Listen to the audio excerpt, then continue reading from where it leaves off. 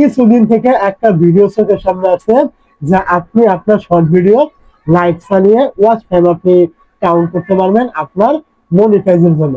মানে আপনার যে মনিটাইজ করতে হলে 4000 ঘন্টা ওয়াচ টাইমের প্রয়োজন রয়েছে, ওইটা আপনি শর্ট ভিডিও লাইক করার মাধ্যমে আপনি পূরণ করতে পারবেন। আসলে এটা কতটুকু সত্য, আসলে শর্ট ভিডিও থেকে কোনো প্রকার ওয়াচ টাইম কাউন্ট হয় কিনা আপনার মনিটাইজের জন্য, এটা আমরা একদম লাইভ প্রুফ দেখে নেব। তো এখান থেকে এটা লাইভ দেখার জন্য প্রথমে চলে আসলাম একটা চ্যানেলে। এই চ্যানেলে কিন্তু লাইভ টাইম ওয়াচ টাইম দেখাচ্ছে এখান থেকে প্রায় 5000-এর উপরে, মানে 5000+ ওয়াচ টাইম কিন্তু রয়েছে এই চ্যানেলে। তো এখন যদি আমি এইখান থেকে এই যে আর্নিং রয়েছে এখানে ক্লিক করি, এই জায়গায় ক্লিক করার পর এইখান থেকে দেখতে পাচ্ছেন নিচে চলে আসলে এইখানে কিন্তু আমার 5000 ওয়াচ টাইম কিন্তু শো করাচ্ছে না। এইখানে ওয়াচ টাইম শো করাচ্ছে মাত্র মানে 1700 ঘন্টা, যেখানে আমার এই চ্যানেলে ওয়াচ টাইম রয়েছে প্রায় আপনারা এখান থেকে দেখতে পেলেন 5000-এর উপরে। এইখানে মাত্র ওয়াচ টাইম দেখাচ্ছে 1700 ঘন্টা।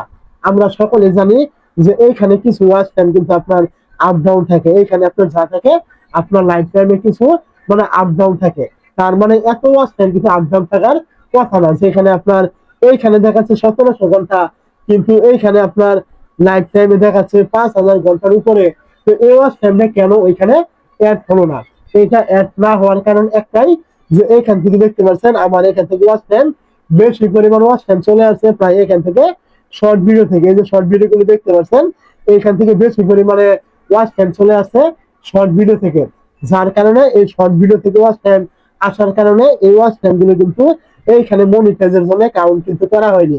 এইখানে ওই ওয়াচ টাইম গুলো কাউন্ট করা হয়েছে যে ওয়াচ টাইম গুলো আমার এখান থেকে শুধুমাত্র এই যে লং ভিডিও দেখতে পাচ্ছেন মাঝখানে মাঝখানে দুই একটা লং ভিডিও রয়েছে, এই যে লং ভিডিও থেকে যে ওয়াচ টাইম গুলো আসছে ওইগুলো কিন্তু এখান থেকে শুধুমাত্র মনিটাইজ পাওয়ার জন্য কিন্তু কাউন্ট কিন্তু করা হয়েছে। এই যে 1700 ঘন্টা ওয়াচ টাইম দেখতে পাচ্ছেন এটা শুধুমাত্র লং ভিডিও থেকেই আসছে।